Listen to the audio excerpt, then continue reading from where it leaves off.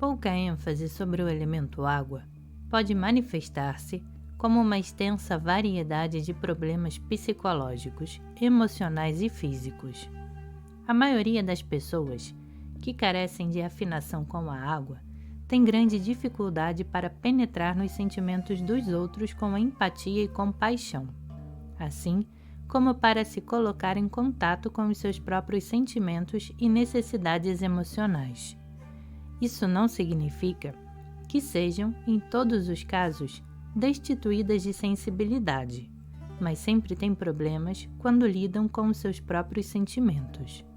Para elas, o mundo das emoções parece ser uma terra estranha e cheia de grandes perigos, que pode ser mais perturbadora do que benéfica. Em casos extremos, podemos encontrar pessoas com tal desequilíbrio que são frias, desapaixonadas e insensíveis. Tais indivíduos são notados por sua falta de simpatia e raramente têm um bom relacionamento emocional com os outros. Tendem a desprezar os sentimentos dos outros, considerando-os sem importância, e são incapazes de ver neles aquilo que não podem aceitar em si mesmos. Nos seus esforços para alcançar a autossuficiência emocional, negam, ao mesmo tempo, sua própria natureza emocional, o que pode levar a uma dependência particularmente inconsciente dos que expressam sentimentos. A falta do elemento água também se manifesta como uma desconfiança inata no conhecimento intuitivo. Em alguns casos, o principal problema emocional dessas pessoas é que não confiam nem um pouco em si mesmas, uma vez que desprezam prontamente os próprios sentimentos como se fossem coisas incômodas e sem importância. Contudo, conforme Jung assinalou em sua obra, sempre que é negado o acesso consciente a alguma coisa, de qualquer modo, isso continua a influenciar o indivíduo através de processos inconscientes. Com muita frequência, as pessoas que têm falta do elemento água resistem a todos os esforços feitos para tirá-las do seu vácuo emocional, ao mesmo tempo que tateiam procurando apoio e fazem gestos semiconscientes na direção dos outros, gestos que revelam a sua solidão, seu medo ou sua infelicidade interior. Aqueles que têm tal desequilíbrio em seus mapas podem alcançar uma certa medida de estabilidade emocional, deixando que o aparentemente infindável lago de sentimentos venha até a superfície, libertando desse modo a dor e os sofrimentos acumulados que negaram por tão longo tempo. Essas pessoas parecem ter um medo fanático da dor e disso resulta num desprezo por suas próprias necessidades emocionais, o que lhes assegura que elas experimentarão mais dor.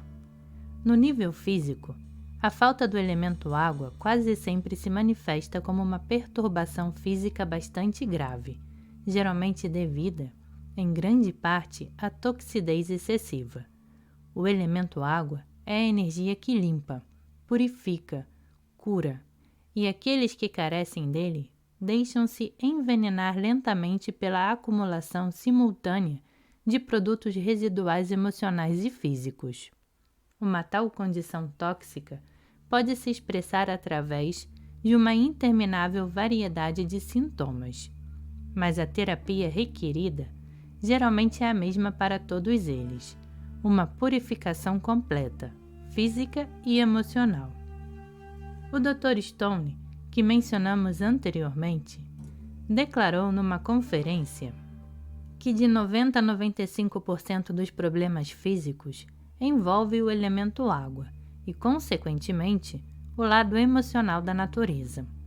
Aqueles que não têm o elemento água operando com eficiência são particularmente sujeitos a sintomas físicos de doença. O fato de que a energia do elemento água é a força que limpa e cura evidencia-se na grande predominância dos signos de água nos mapas dos curadores mais naturais. A dieta daqueles que carecem do elemento água deve ser cuidadosamente observada e eles podem alcançar grandes benefícios por meio de dietas purificadoras periódicas ou de jejuns moderados. Em outras palavras, quando essas pessoas trabalham conscientemente para intensificar a função de limpeza nos níveis emocional e físico, são capazes de superar muitos desses problemas e evitar a maioria das perturbações graves às quais um tal estado tóxico eventualmente levaria. Aqueles que têm uma ênfase exagerada no elemento água podem se sentir como se tivessem sido postos à deriva no mar aberto, num pequeno bote, sem leme, vela, remo e bússola. De modo geral, qualquer vento que sopre pode influenciá-los facilmente, tornando-os por demais impressionáveis e colocando-os às vezes à mercê de configurações emocionais sobre as quais não têm controle. Quase todas as pessoas que têm tal desequilíbrio são extremamente sensíveis a qualquer experiência, o que pode levar a uma intuição profundamente penetrante ou uma reação exagerada ao mais leve estímulo.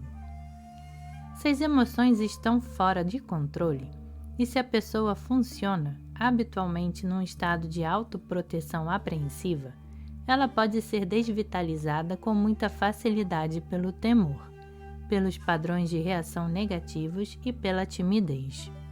Ser esmagado pelas emoções na forma de experiência cotidiana é algo que, no fim, acaba desgastando qualquer um.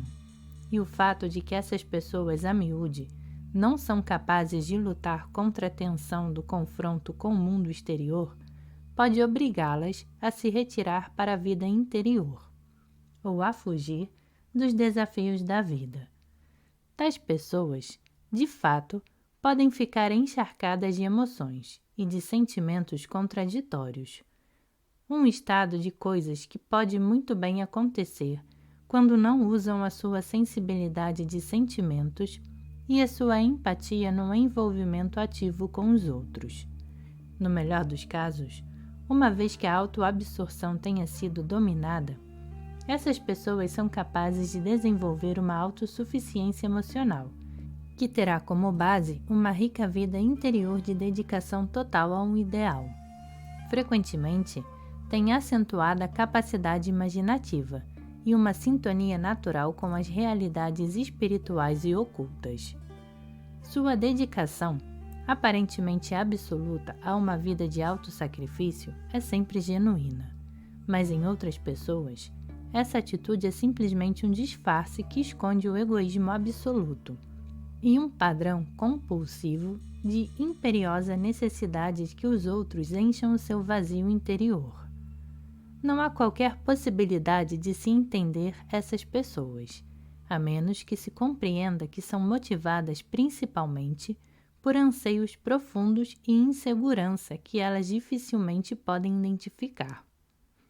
A menos que esses anseios sejam esclarecidos à plena luz da consciência, essas pessoas não podem deixar de ser bastante compulsivas em seu comportamento. E até que os anseios sejam identificados como desejos da alma por libertação e suprema serenidade, o indivíduo não poderá fazer uso eficiente da sua maior força. Mais do que acontece com qualquer outro elemento, aqueles que têm muita ênfase no elemento água tendem a ir para extremos de comportamento. Portanto, é difícil fazer generalizações que se apliquem a todas as pessoas dessa categoria.